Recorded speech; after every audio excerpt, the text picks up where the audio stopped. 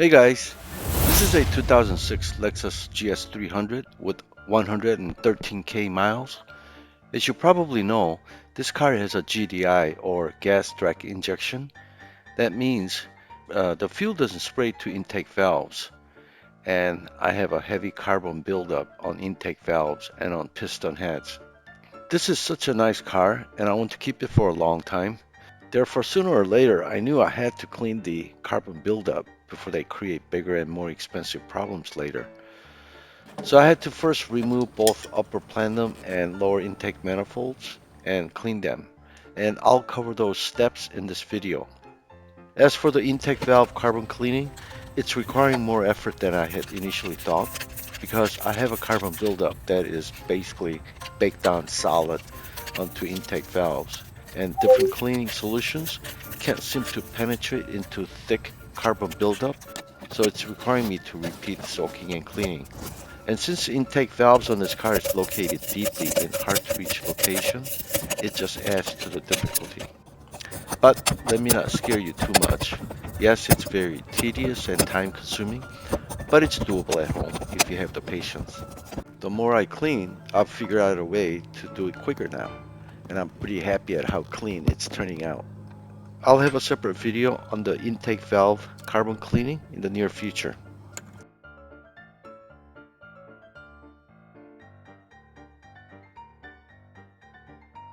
First, remove two 10mm bolts on the center engine cover and then try to lift it up straight to remove it, and then use a small screwdriver to pop up the center part of the plastic retainers and then simply pull it out.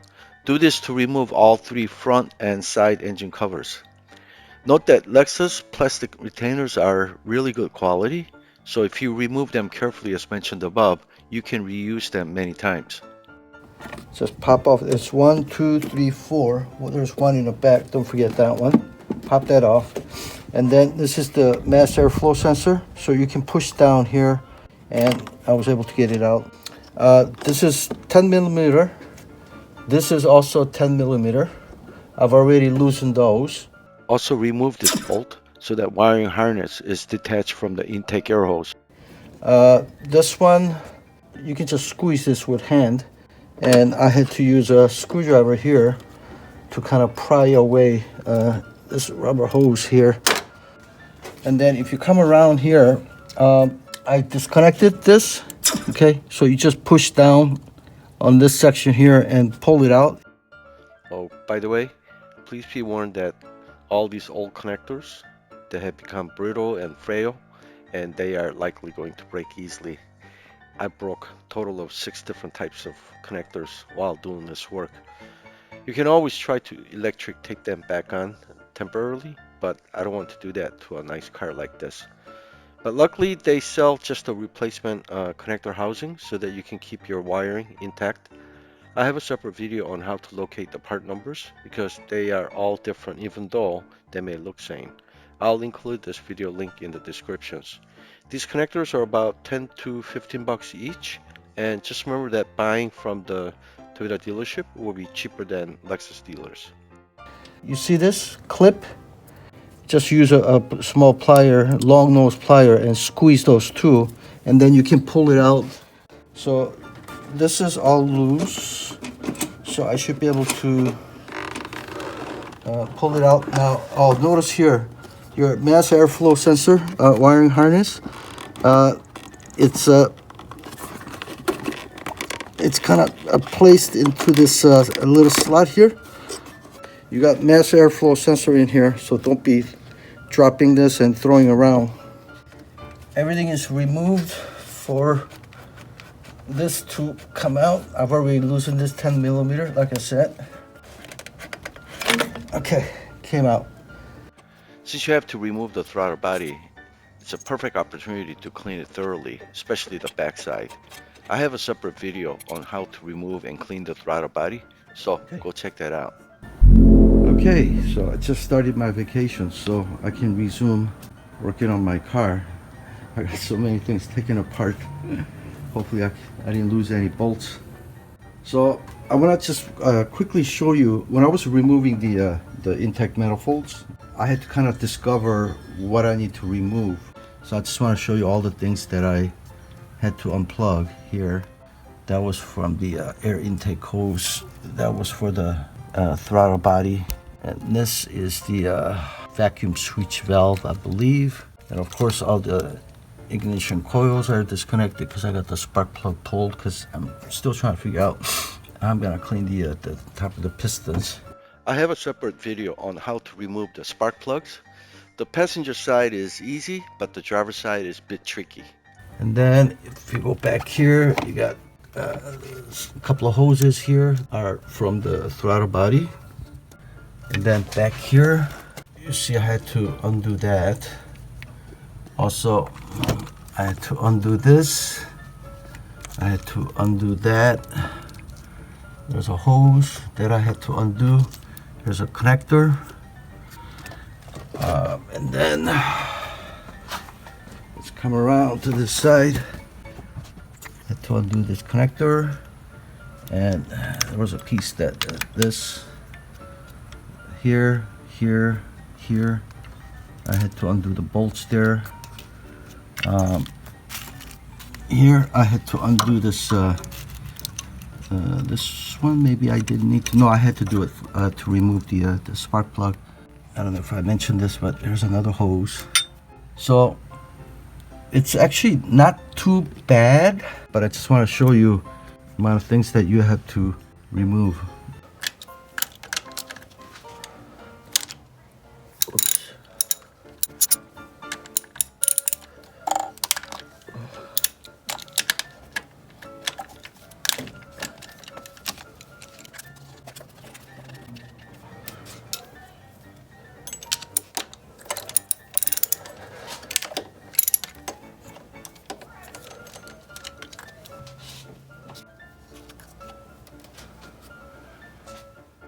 I disconnected this and the tab broke. So you can use a 10mm socket here. You can use a wrench, or you can use wrench on both. Okay.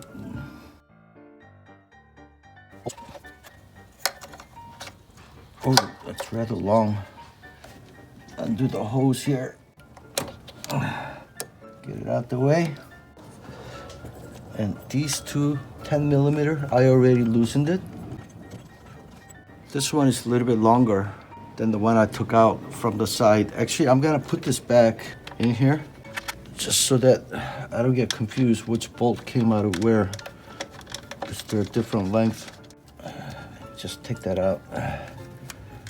Or maybe I don't need to take it out.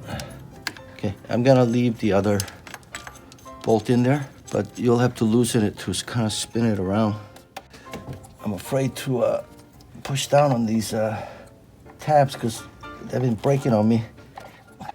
Okay, this one survived. This one's gotta come out. Oops, here we go again. Broke another one. Pull this hose out of the plenum cover and put it aside. All right, I brought this in so I can show you more closely. So once you disconnect all the hoses and all the wiring connections all around, right? And you know, don't forget the ones in the back. It won't come out without those. So once all those are removed, you got two here. These are just the nuts. Okay, two 10mm nuts there. And then you got, this is the 5mm hex bolt. You got 7 of those. 1, 2, 3, 4, 5, 6, 7. And you're gonna need a 5mm hex screw bit socket like this. I think I picked up a whole set of 10 of these for like $10 at Lowe's. So this is what it's gonna look like, okay? So you see, 1, 2, 3, 4, 5, 6, 7, 8, 9. 2 nuts and 7 hex bolts you gotta remove. As you can see on this side, these two are the hex nuts. Okay, maybe not, yeah. And rest are 5mm bolts. I intentionally used a hand tool just to loosen the first turn. just to ensure that I don't strip any of these bolts and nuts, and then use the power tool to remove them rest of the way. Okay, so 7 5mm bolts and two 10mm nuts have been removed, but we still have more things to disconnect on the back side before we can remove the platinum cover.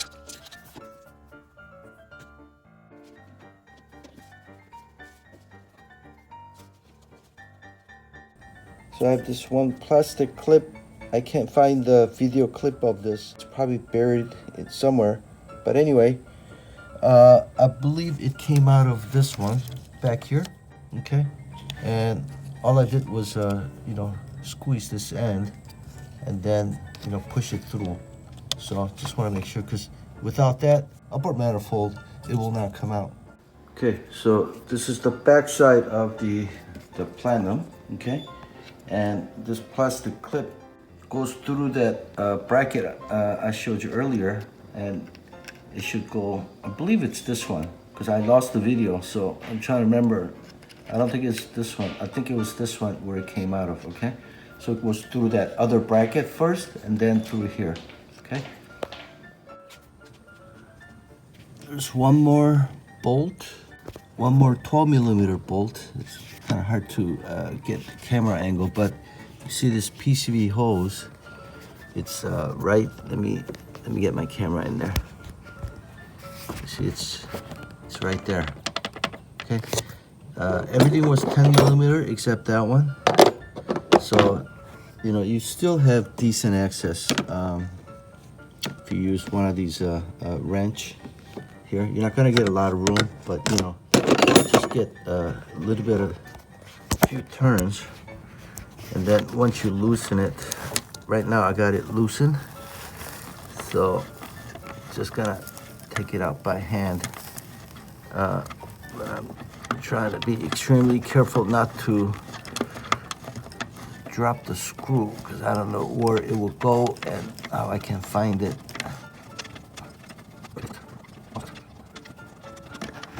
Okay, so it's out,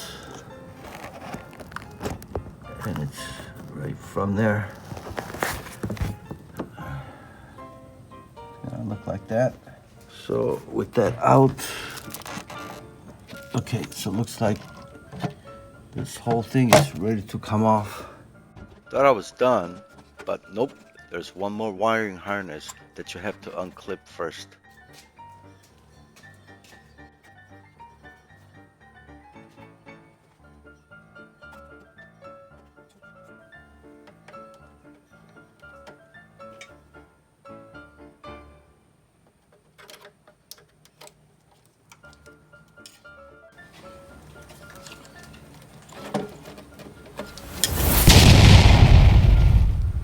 Finally, she's coming out.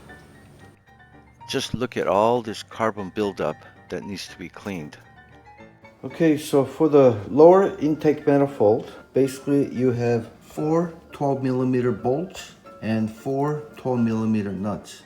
And they are basically 1, 2, 3, 4, 5, 6, 7, 8.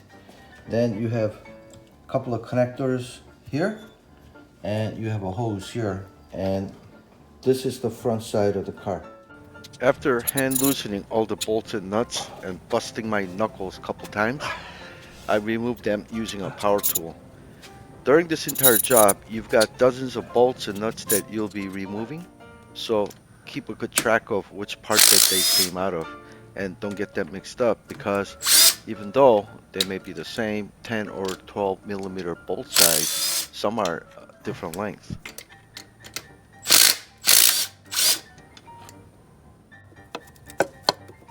Looks like the front part is loose. Just have to disconnect this and this. But I'm telling you, my luck has not been very good. Every tab I touch, they've been breaking. As I suspected, this tab broke. It's probably gonna break. Whoa, wow. That's the only tab that didn't break. Wow, amazing. So it's pretty obvious.